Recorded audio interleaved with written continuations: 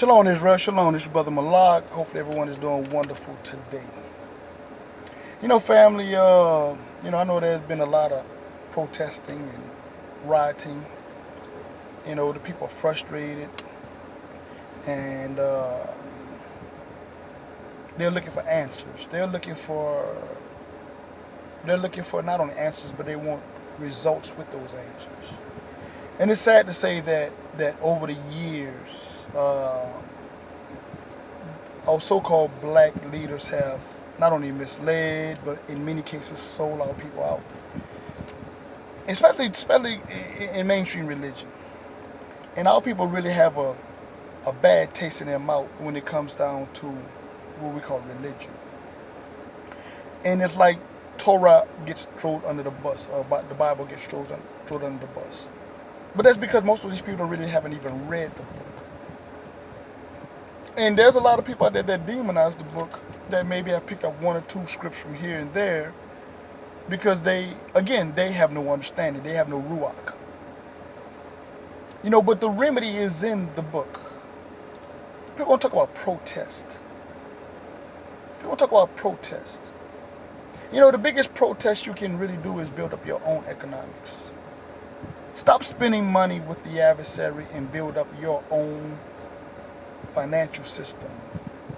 Again, like I said yesterday, Tulsa, Oklahoma, Rosewood, and many other so-called black communities, we had common unity. But again, when we come back to Torah, because Torah teaches us, that we should not have usury on our brothers, and our sisters. We should not use unlawful taxes with a high tax rate on our people. Now we can raise the taxes up on the other nations, but not on our own people. Matter of fact, we should be doing business with our own people first and foremost.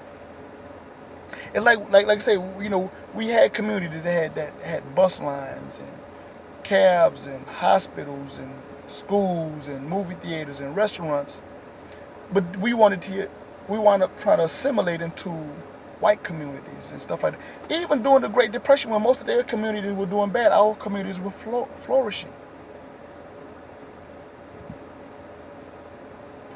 But what our ancestors made their mistake at, we will not make our mistake because we have Torah. And again, make no mistake. Like I said about what this country was built on. A lot of people don't even realize that this country was even built on biblical principles, dealing with economics. When a person filed for bankruptcy, that debt is wiped off in 7 years. They get that out of Torah. Read your book. Go read your book. Again, seeking ye shall find. We can reset the national debt. That's what a Jubilee was about. A Jubilee was about resetting the national debt. Every 50 years, you would reset the national debt. You would give back the land to those who the land belonged to. You will wipe away the debt and start off clean. Give everybody a clean slate. You find it ironic that it's been 400 plus years, and here it is. When we look at a Jubilee, these people had 8 times over to reset the budget dealing with us as a nation of people, and they didn't do it.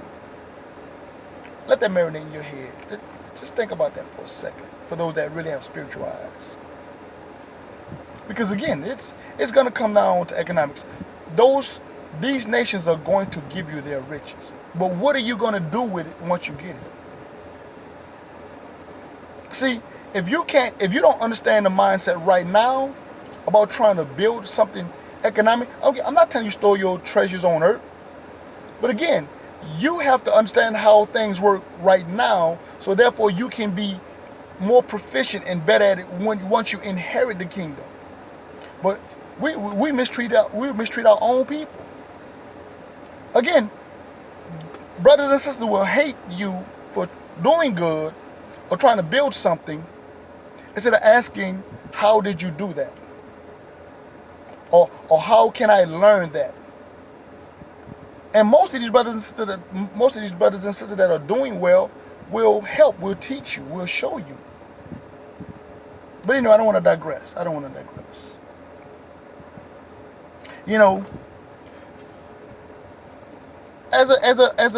As a people, so-called black people, we have about $1.2 trillion of buying power. But yet we own less than 1% of this country's wealth. Let that marinate in your head for a minute. We have about $1.2 trillion of buying power, but yet we own less than 1% of this country's wealth. It would take about 228 years for the average black family to catch up and build the wealth of the average white family. Let that marinate in your head for a minute. So again, like I said, I'm not at all against protesting, but what are we asking for? If we're gonna protest, and then we're gonna go back and give the resources or give the money or even deal with these people after they keep doing the same thing over and over and over and over again, we haven't went nowhere. You can't keep asking your adversary for better housing and better jobs. You have to say to yourself, you know what? I'm done with you. Let's come together as a people and pull our resources together and build from there. Our ancestors did it less than 40 years after so-called slavery.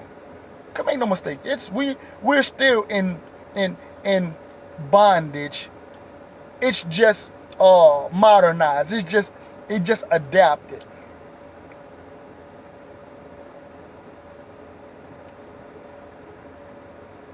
The 5 largest white landowners own more land than the black population combined. The 5 largest landowners own more land than black people combined, than all black people combined. Don't get me wrong, a lot of it they got it from agricultural grants and different other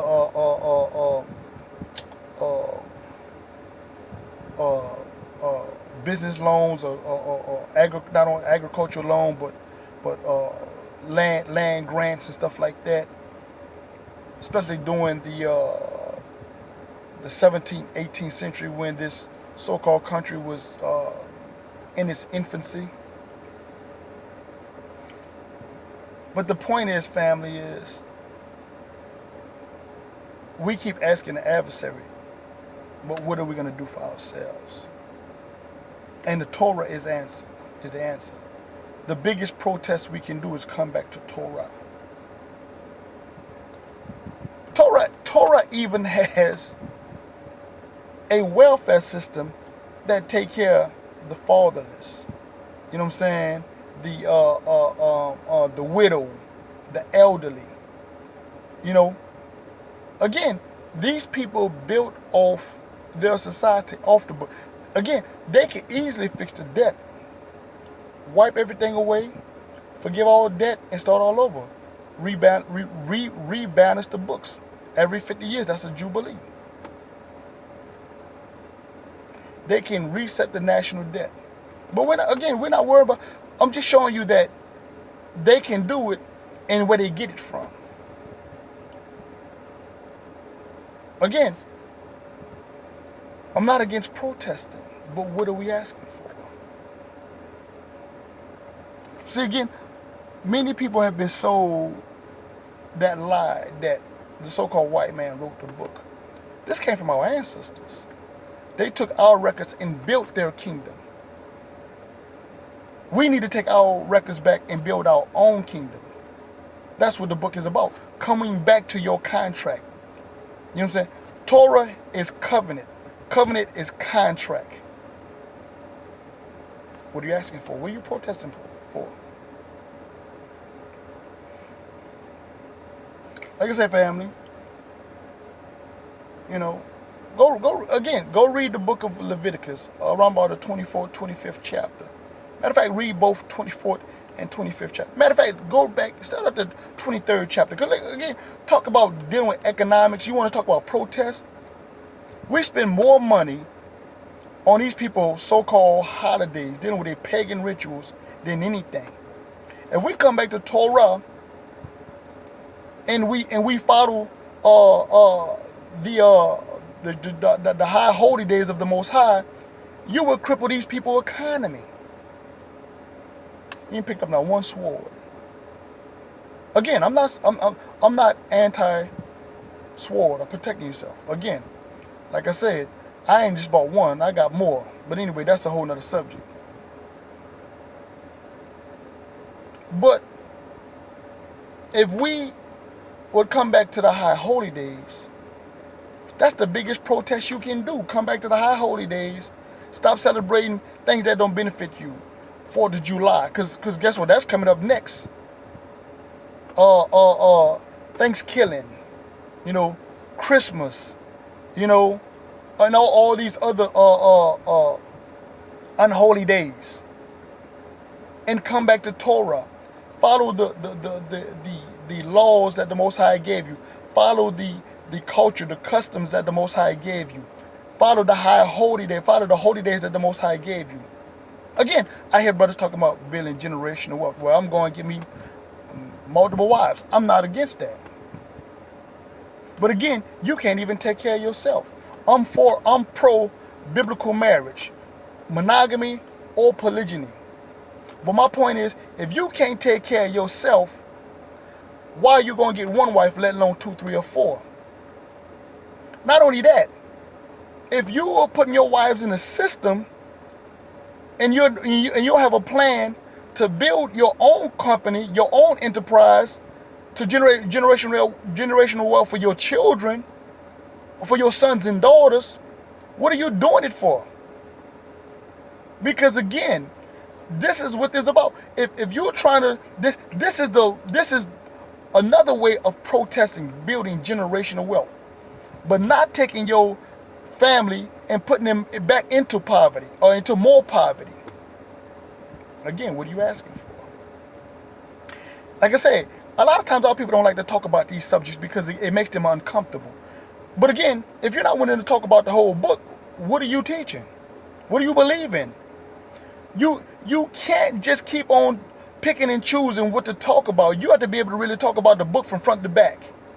Because again, the book is your solution. The book is your protest. You want to protest? Again, come back to Torah. Just gave you situations yesterday, and I'm giving you a situation today dealing with economics. Again, go read the book. Go read the book. The book is the book is the key to protesting. Come back to the Most High, Yah. Come back to Heavenly Father. And it's sad again, like I said, that the so-called church leaders have the book and never taught our people these things. Because again, they too busy trying to protect that 501c3, or they want to assimilate into white society, into white culture.